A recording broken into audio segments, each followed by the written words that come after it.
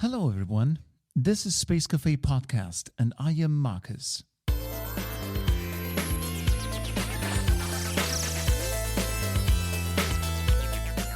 It'll be a fun show today. I can promise you that already.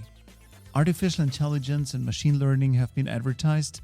This was not hard to see in the title of this episode, but we're going to up the ante today. But one thing at a time. Our guest today has made it her business to bring companies to the other side, the side of digitalization. And if you believe the modern augurs of the technological world, no one will be exempt from this.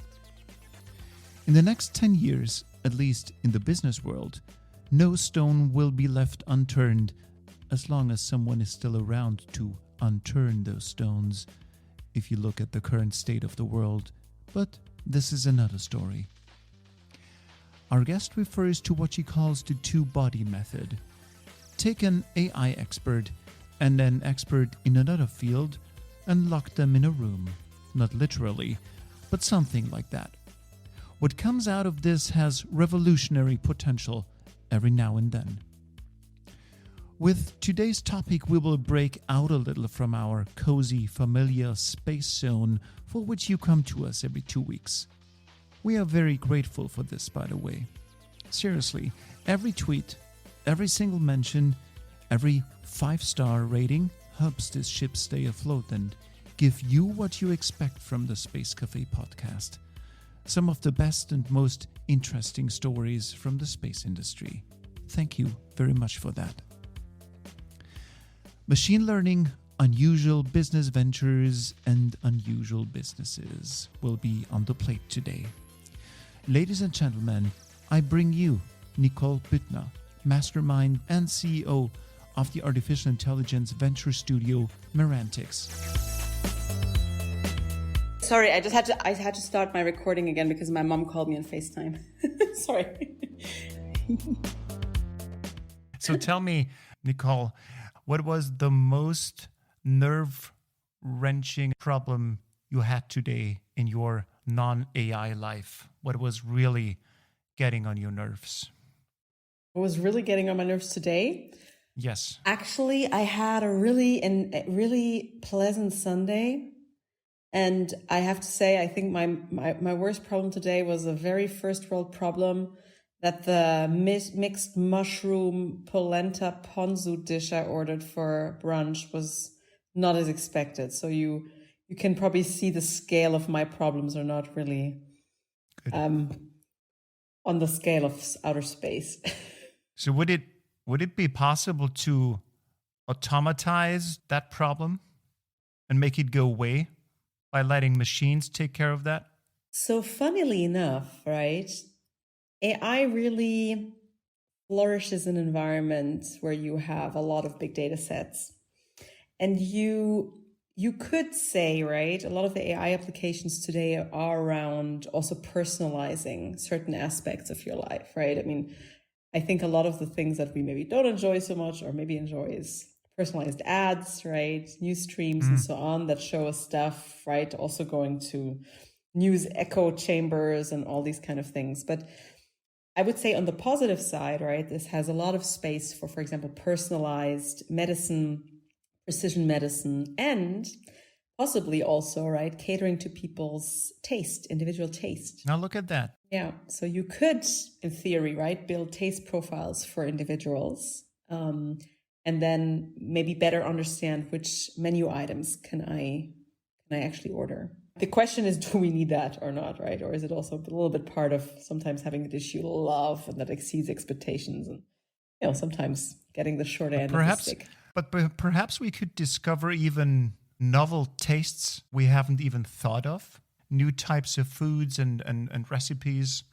So I would totally be down to trying it out to get new tastes in my mouth. There are already some startups and some branches of machine learning dealing with this, right? So you could think about it in different ways. So one would be, for example, trends, understanding trends in which nutrition is going, right? Some people are maybe, valuing organic foods more, or certain taste or certain fruit or vegetable. The other area could go into even quality control. So you can use, for example, mass spectrometers or infrared spectrometers to actually digitize food substances, for example, spices. And because it's an organic product, right, you have like the digital image will never be the same, but you can sort of normalize it and say, okay, if I see this graph in a mass spectrometry, this is approximately pepper.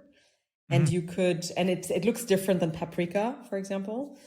And you could even set certain quality margins. So you could see, okay, this is the profile of pepper that I probably think is of higher quality, and this is of lower quality. It's used, for example, in fraud detection. If you believe it or not, there's actually spice fraud going on. So some people just Spice fraud. Yes, you wouldn't believe it, but there are actually people who just use black shells and put a little bit of pepper oil on it because spices can be quite expensive.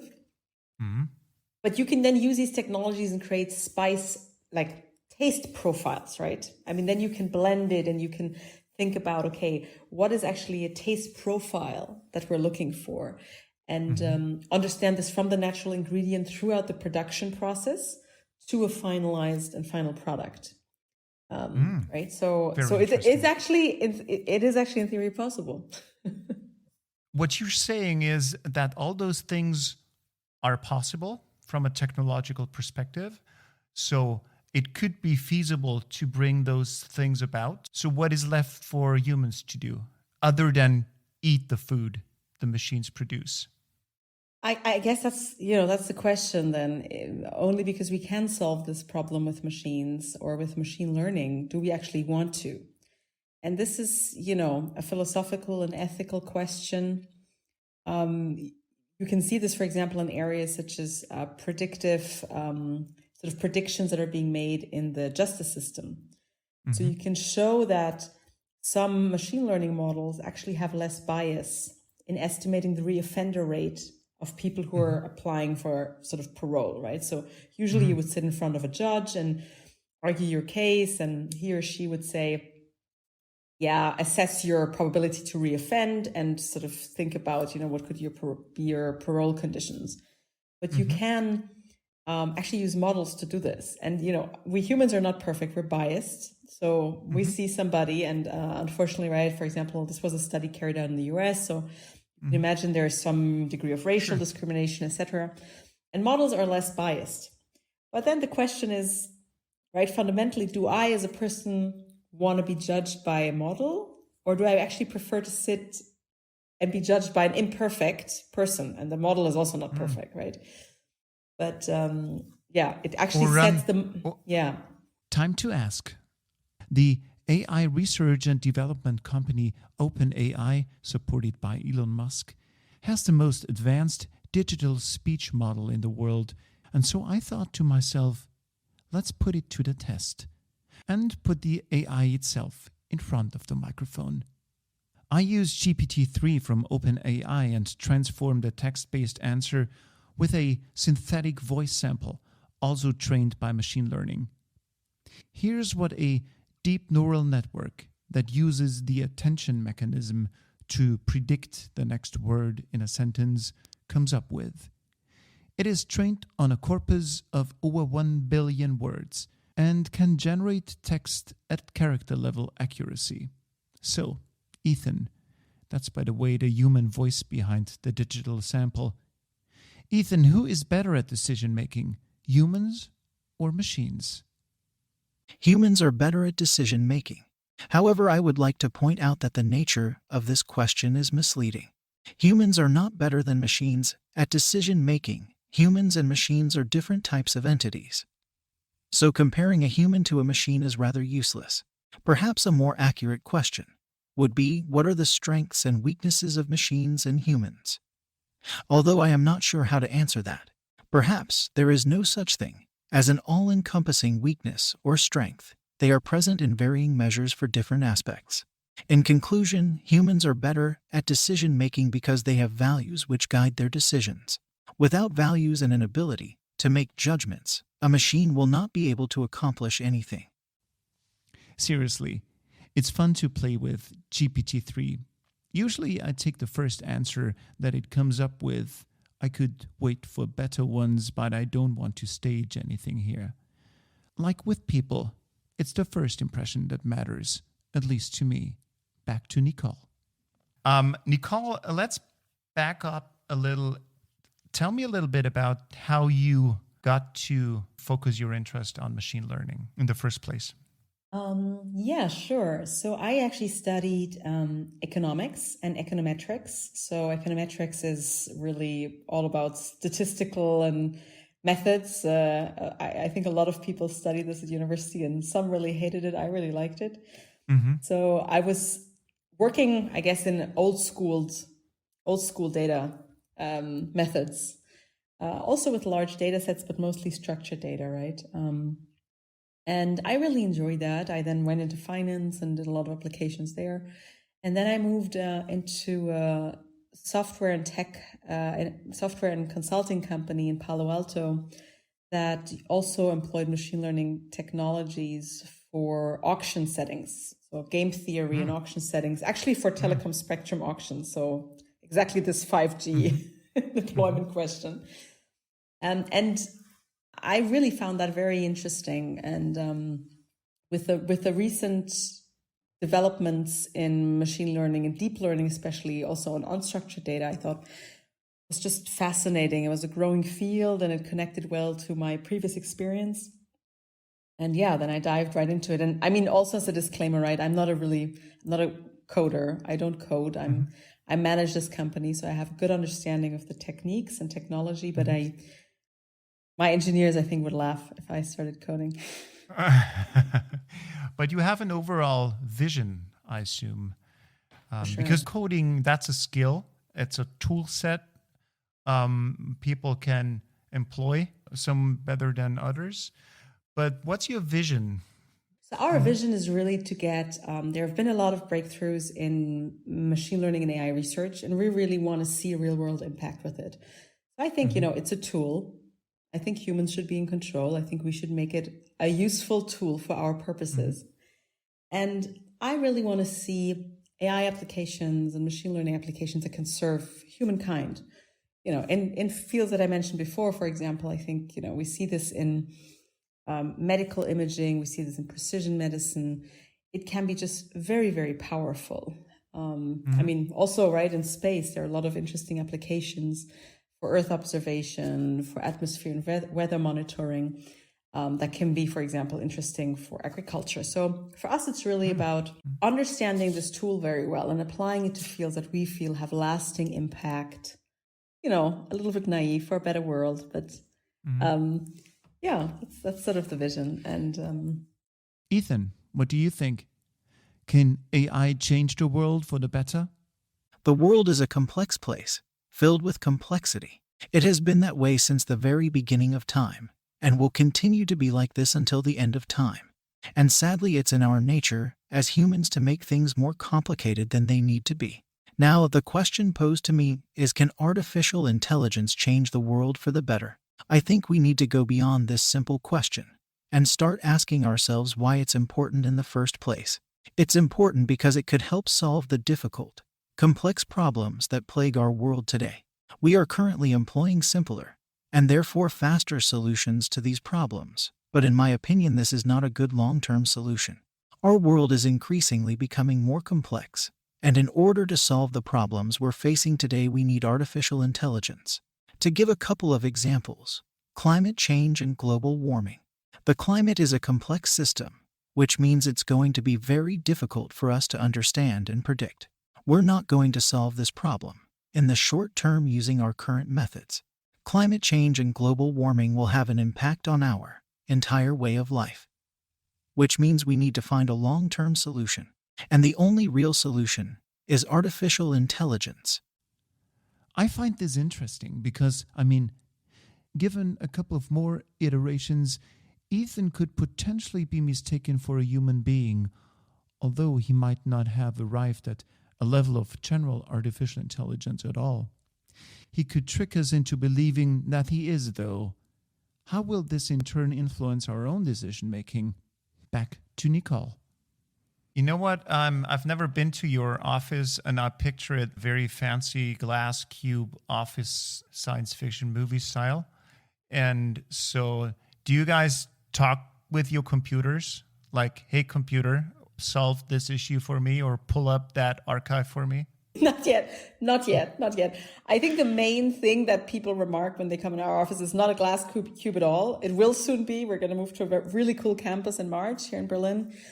But right now, I think really the focus is on the people. So you'll find it's a very human place. And actually what people remark mostly when they come into our office is not the computers at all, is the people. They're just like, yeah, there's some really cool, nice, friendly people here. And I have to say, I'm also quite proud of that. I think that's also quite a compliment, at least to all the people who work for Merantix.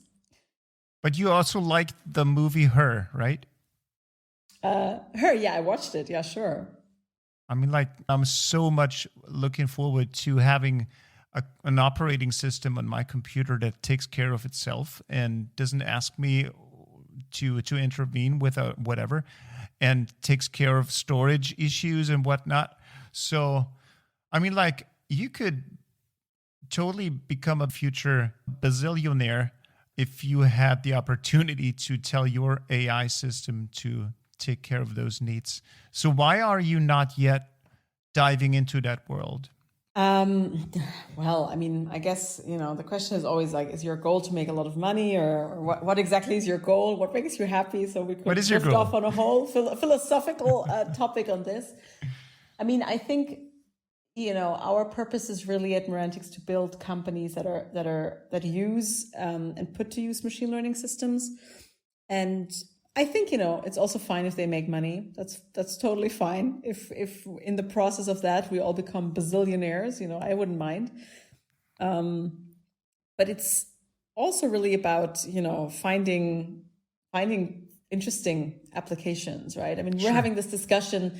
You could be doing a lot of things and becoming very rich, right? We were discussing actually all these, things that like these little plastic goods that you find in e-commerce shops.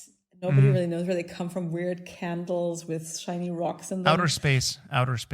And you're like, it's like two people sitting in a living room sending a lot of plastic around the world, becoming super rich. And then, it's like, you could also do that and make a lot of money, right? Yeah. But then, do you want to do that? Do you want to dedicate your life doing that? I don't know. Sure. It's not, I mean, not my first thought. The approach you're taking with your company, I find that most compelling and most fascinating because who knows what lurks around the corner when it comes to new machine learning and AI-driven businesses. So, I mean, like, this is perhaps one of the main reasons why you're doing what you're doing, because I have the impression that we are still stuck in the industrial age globally. So that's still 19th, 20th century, but we haven't really gravitated towards something essentially new, and we are on the brink of doing so with machine learning. So we're now in that new situation where we're producing essentially new approaches towards doing work. I would agree, yes. And I'm very excited about it. I think machine learning will change or transform the world in the same way that software did, in the same way that the internet did. It will be something that impacts all industries and all of our lives. And it's then our responsibility to do that in a way that most benefits us overall. So I would very much agree. And I think, what's interesting about this and what makes it really interesting for me also to work on sort of new business models and new products for clients is that you usually need to bring together two really smart nerds and make them talk to each other. So you have something that you can refer to as the dual PhD problem. When you're thinking about new business models in the machine learning space, you need somebody who really understands, biochemistry and how to build new enzymes or what the challenges are in composing, new materials. And then you need somebody who's really, really good at machine learning and who really understands state-of-the-art technologies and techniques. And they need to talk to each other. So it's about bringing these experts together and making them talk. And it's really building bridges actually there between fields of expertise and people, because they have to somehow communicate to each other. And And that's what I find very rewarding at Merantix, because we try to bring these people together and then see, oh, wow. And then it's like on speed, right? Then you're not just building a recommender system for ads, but then you're starting to think about something really interesting. Is there something you can already talk about where such a dual header produced something really, really fascinating and useful? I mean, I think, Merantix is a venture studio. So there are a lot of my colleagues who are building great product companies in the machine learning space. And, you could even say in medical imaging, that's super interesting that you can, help radiologists diagnose cancer and help them diagnose caries and help them diagnose all sorts of other diseases, thereby make it available to populations who wouldn't have access. And this already requires, right, medical doctors who are very specialized to talk to computer scientists and come up with actually workflows and so on that are nice to use. I would say other areas, for example, would be, we have one founder who spun off a company, Cambrium, and he's into synthetic biology and biochemistry, and they're exactly looking at their clients are more in the specialty chemical world, and they're looking into exactly how can we use machine learning to get to new enzymes that produce, biofuels, for example, and understand, because, you have this space where you could, in theory, right, in biochemistry, you could try to run all the experiments. You could just try all the combinations, but you don't have enough molecules in the universe to do this, and you don't have enough time. So if you have machine and deep learning algorithms, they can just kind of limit this trajectory into an area that you can actually explore with real experiments. Wow. An area that goes beyond space and time. Well, the interesting bit of it, I guess, right? So you can kind of eliminate a whole array of possibilities that are not very promising, and focus on the ones that will probably be more interesting, and then conduct those and actually come to results much faster, which is great, right? When we're wanting to make progress on sustainability and all these sort of topics, it's great.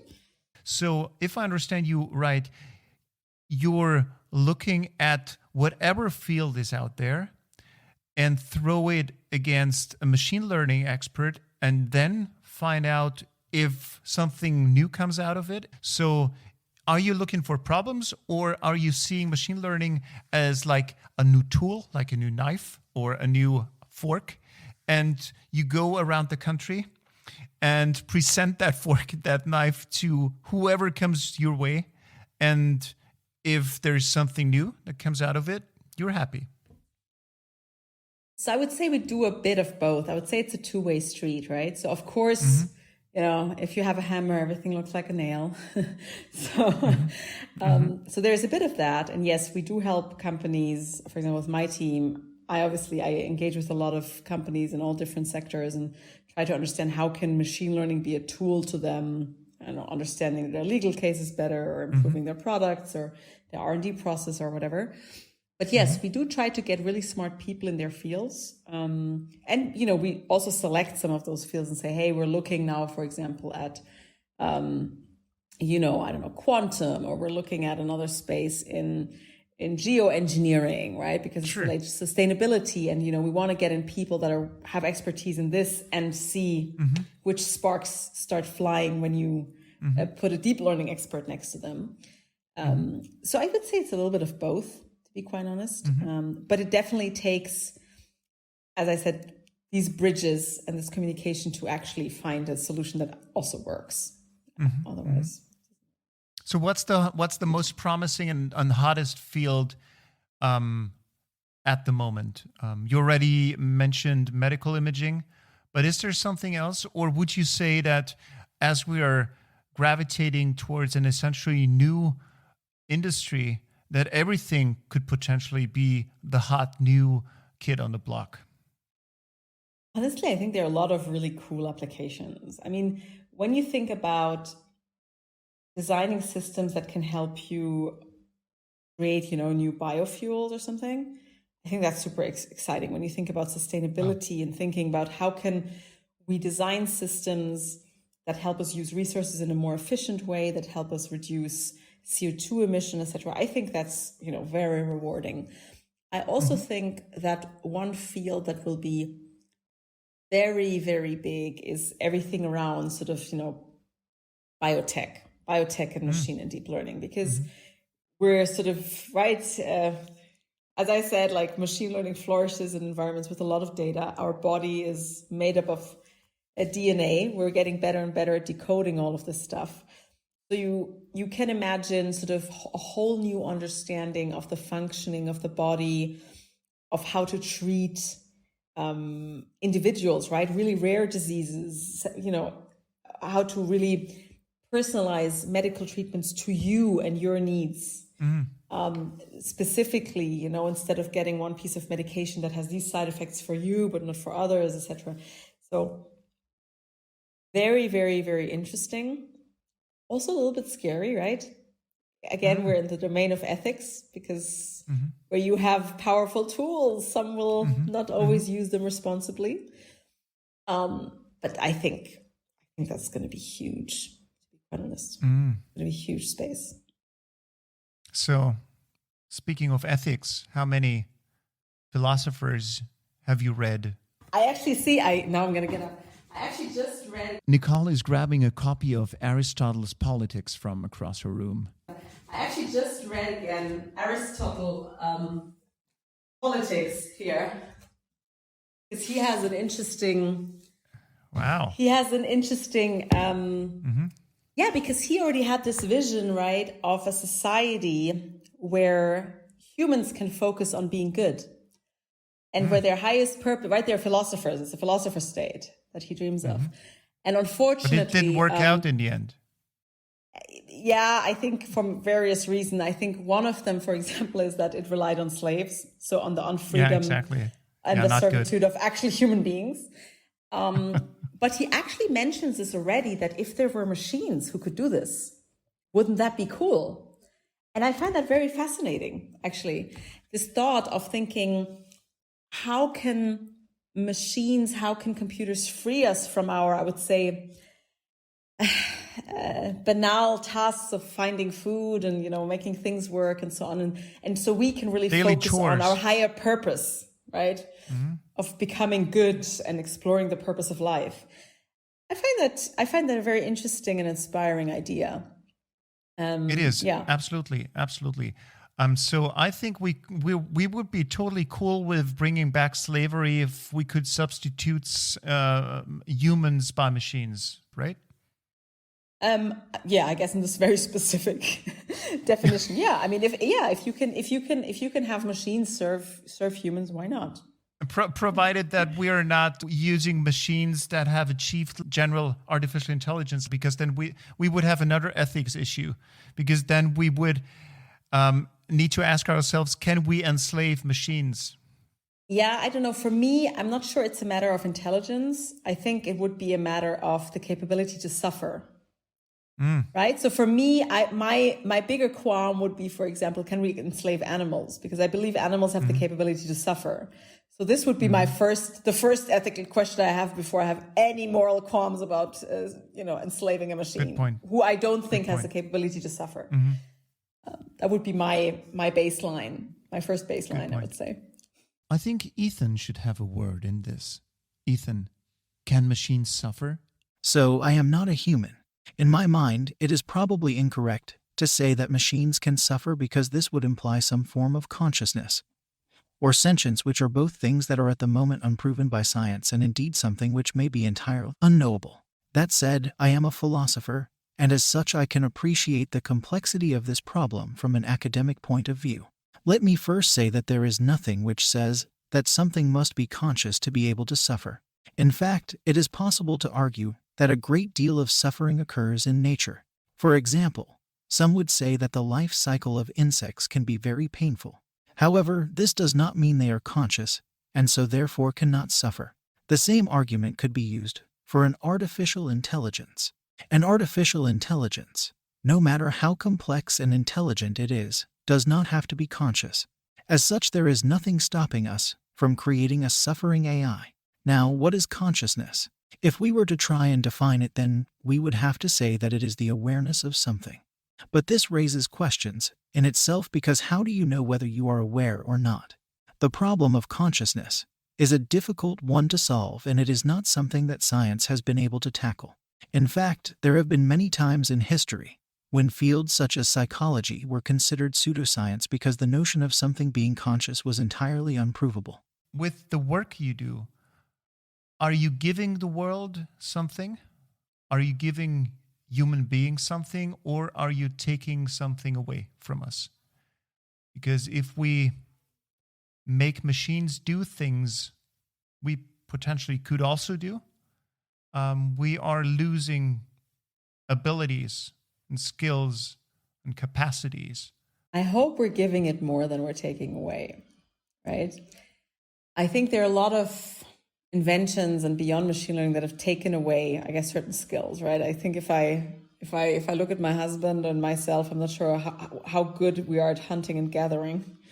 And sometimes we wonder how our genes made it all the way through that tough period where you had to run really fast and aim really well. I was like, maybe we were really friendly and could ask people for some food leftovers, and that's how our gene pool survived, right? So I hope also collectively, right, that we will decide to make it something that we can all gain from more than it takes away. But I think we see a lot of applications, and some of them are machine learning, some of them are not, right? You've seen, there's this movie now, The Social Dilemma, that's out there on Netflix, where you see some of the creators of technology did not really anticipate what would happen, and these addictive patterns, right, are already there for humans, right? This nudging is not something that machine learning discovered. It's something that has been discovered before. But you can obviously now deploy it at a much higher scale. And right, then we have to ultimately think about, how do we want to use these technologies? And I think that's something everybody has to ask themselves on an individual level. How do I deploy this? And then also, frankly, as a society, right? That's, I guess, a little bit also what politics is about. That we as conscious, intelligent beings say, this is the way we want to live, right? I mean, it's a little bit boils down to socialism, capitalism, all these kind of things. It's like there are multiple ways to live and everybody has a preference. And then you go and vote and say, this is the society I want to live in. And I want it to look like this. And that's why I cast my vote like this, for example, right. And I think the same is true for employing technologies. I think for me, I'm really optimistic. I would say I'm a tech optimist. I think technologies have more to give us than to take away. But I might also just be, super optimistic. And I think that it will free us more and make us, I guess I'm more on Aristotle's side, right? Of thinking technology can free us from some of the things so we can really reconnect again with other people. So we can deconnect from some of the things that, are dull, dangerous, and not really maybe something, connecting us to our greater purpose. So I'm pretty optimistic on this front. And I know that we are doing, and a lot of other tech companies also are really working hard to make that vision come true. What would you tell people who are worried about their jobs, about losing their jobs? Yeah, I think you're right that, technology that like machine learning can trigger a lot of fear around losing jobs and about moving at a pace of disruption, right? Because we've seen technological disruptions before, but at a pace that will just move so fast that sort of one generation will be completely lost. I can see that fear. I don't honestly see that happening yet. I don't see any... we're thinking about autonomous driving cars, but then you think, okay, there will still have to be some people monitoring these vehicles driving around. There are different models, right? Some say there will be watchtowers on the motorways. Some say in the beginning there will still be people in the actual vehicles, but maybe they'll be more assisted because sure. They when they fall asleep, maybe there won't be an accident immediately, etc. That's a new job description. Yeah, probably. Yeah, probably. I think there will also be new job fields, right? There are a lot of things. How do we deal with technology? How do we design technology so that humans actually want to use it? So I think those are also new job profiles that start. And I would say another point is back to the general versus specific intelligence. I think right now machine and deep learning is at the level where you can make certain tasks obsolete, but not yet kind of whole job profiles, or only very limited, in a very limited way, whole job profiles. Because your doctor does not only diagnose the image, right? She also tells you, okay, she communicates with you, she connects with you, she tries to actually heal you and help you on your journey to actually become better after diagnosis, right? And all those parts are still very human. And only because you can automate one task does not mean you can automate the whole job and the whole person. There's a pretty interesting book I read last year it's called The Cube. I don't know if there's an English version. It got released in the German-speaking territories, and it's by, please excuse my pretty poor Iranian pronunciation skill, Bijan Moini. It's a fascinating book. It got published in Germany. This guy lives in Berlin, I think, and he envisioned a future, a very near future, where the German government decided to dedicate all its duties on a political basis to a massive machine learning system that takes care of the everyday political needs. And everything works out pretty nicely. Everybody's happy. Of course, a bunch of issues arise.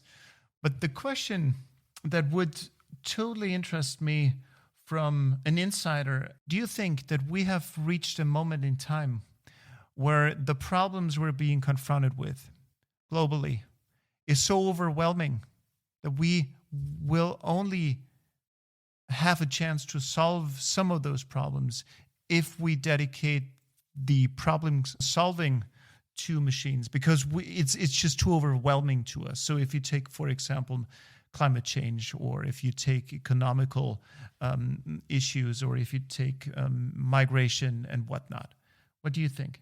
Is that our only solution? I mean, I think honestly that the combination of human creativity and reasoning and problem solving, together with the computational powers of these machine learning systems, will be pretty good. And I think you have to take it a little bit like this, right? The machine learning systems are sort of amplifying our capabilities in analyzing and potentially coming up with solutions to these problems. So I don't think we can delegate it. Mm-hmm. I would rather say we can amplify ourselves and our problem-solving solutions and capabilities with mm-hmm. machine learning and deep learning models, for example, and with technology in general. Mm-hmm. Ethan, what do you think? Can AI help solve our most pressing human issues? I have a rather simple answer to this. The answer is yes, absolutely. The first thing that needs to be understood is what AI can and cannot do. AI can help solve humanity's most pressing issues by expanding the range of options that we have to address these problems. This is a rather straightforward idea. Normally, when we try to address any problem faced by humanity, there are always a set of available options that can be used. However, that set of options can be expanded and broadened by AI. This is because AI can bring forth new ideas that we did not previously have. It can also provide better solutions to problems than we would have come up with otherwise. So I came across Max Tegmark's most fascinating New York Times bestseller, Life 3.0, Being Human in the Age of Artificial Intelligence. And here the author tackles the discussion around how much machines will encroach on human domains by illustrating a metaphor from AI pioneer Hans Moravec. And it goes somewhat like this. Computers are universal machines. Their potential extends uniformly over a boundless expanse of tasks. Human potentials, on the other hand, are strong in areas long important for survival, but weak in things far removed. Imagine a landscape of human competence, having lowlands with labels like arithmetic and rote memorization, foothills like theorem proving and chess playing, and high mountain peaks labeled locomotion, hand-eye coordination, and social interaction. Advancing computer performance is like water slowly flooding the landscape. A half century ago, it began to drown the lowlands, driving out human calculators and record clerks, but leaving most of us dry. Now the flood has reached the foothills, and our outposts there are contemplating retreat. We feel safe on our peaks, but at the present rate, those too will be submerged within another half century. I propose that we build arks as that day nears and adopt a seafaring life. So what do you think? Can you make anything out of that? Does it make sense, or would you say, well, that was back in the 60s, this is a new century, a new millennium even? What do you think? And I think it all boils down, to how do we define ourselves as humans? And it goes back again, right, to this philosophical question of, do we see it, are we really kind of boiling it down to some sort of mechanistic view of tasks that we complete, better or worse than some machine? And I would say, I don't mind if an algorithm can play chess better than me. It can already. And also, I think it relates a little bit to our definition of intelligence, which is not a very well-defined term, right? Is it playing chess? Is it knowing a book by heart? Is it solving a certain math problem really well? You could find probably different answers. Yeah. Nicole, we do have a fun tradition towards the end of our show, and this is a space cafe, as you know. So let's have an espresso of the mind, if that's fine for you. I would love to hear a story or an idea that fascinates you or has fascinated you when it comes to science, when it comes to, space, you would like to share with us. I kind of like this, our last point about the metaphysical and the physical. Right? When you look at some of the great scientists a few centuries ago, or even right up to the beginning of the 19th, 20th century, they were usually physicists, theologians, philosophers in one, right? They would all be like studying these disciplines in parallel. And now I have the feeling we're becoming much more siloed off, right? So you can be really good at astrophysics, but probably, that means you kind of lose out on the theological side or whatever. And what I find really fascinating is that when I talk to some very sort of these worlds of the physical and the metaphysical colliding, right? This question of what makes the human? Is there some metaphysical aspect, like a soul, right? All these questions that we have. How are we sentient? Why is it we suffer, and maybe that makes us different from a machine? And I find it really fascinating to talk to scientists about this, because you realize that there are a lot of experiments going on, a lot of fields that are kind of also approaching all the space that we have no knowledge about, and that we're just building theories around. And I don't want to sound too esoteric, but I think it's just shows how much there is to discover and how much there is to still do for young people, for technology, and for investigative minds of all disciplines. And that just kind of, I'm just always blown back when I think of that. I'm just like, that's so cool. But you know what? Usually I would say now, thank you for taking the time and goodbye. But you're leaving me with a question I have to ask after this, because